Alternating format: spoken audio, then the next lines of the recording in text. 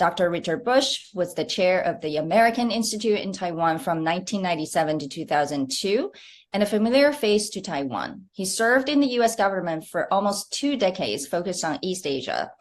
Recently, he co-authored a book with Ryan Haas and Bonnie Glaser, US-Taiwan Relations.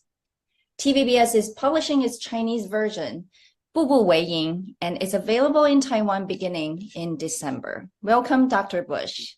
APEC summit drew world attention, but really most people were paying attention to the much anticipated Xi-Biden bilateral summit. China would not have agreed to a summit without making demands related to Taiwan. So should Taiwan be worried?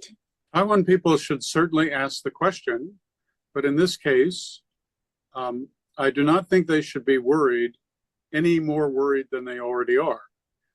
Nothing has changed the situation as far as I'm concerned. Beijing has moved to a strategy of what I call coercion without violence.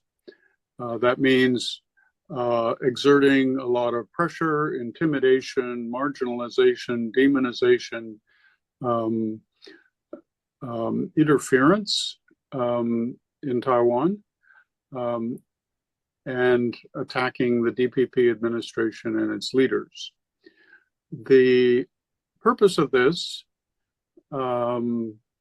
is to basically break the spirit of the Taiwan people, to continue this campaign in a relentless way. This is a low-risk strategy. Going to war could create great damage for China, partly because the US might intervene, and Beijing probably assumes that the United States would intervene. So the cost could be very great. It's not clear that Beijing would win. Even though in Washington, D.C., there's a lot of speculation whether Xi Jinping or China is going to invade Taiwan in 2027. Should we worry about 2027 or not? My understanding of the broader situation is that Chinese leaders for some time believe that they need to build up the power of the PLA, at least to deter Taiwan independence. And that if they do not have the ability to punish Taiwan militarily, then some Taiwan leaders might be tempted to move in the direction of de jure independence. Now, just because you have the capabilities that ultimately could be used to attack Taiwan, and that's where PRC is moving, that doesn't mean that they're going to be used. There's a difference between capabilities and intention. And will Beijing continue to be patient with the status quo if there is another DPP government for the next 4 years or even 8 years? I think that Beijing will be willing to be patient with another DPP government. It probably will, or certainly will, continue the campaign of coercion that it has employed against the Tsai administration to continue to undermine the confidence of Taiwan people in the future. It may tighten up that coercion a little bit. I have no idea what their plans are.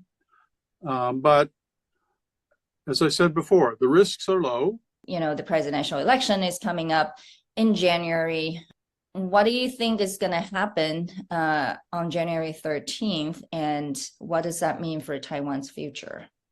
I can tell you that the United States is ready for anything. We cannot predict ourselves who's going to win the election, and so we have to be ready to deal with any new government, and we certainly don't want to alienate one political party by favoring another political party when the first political party wins. So I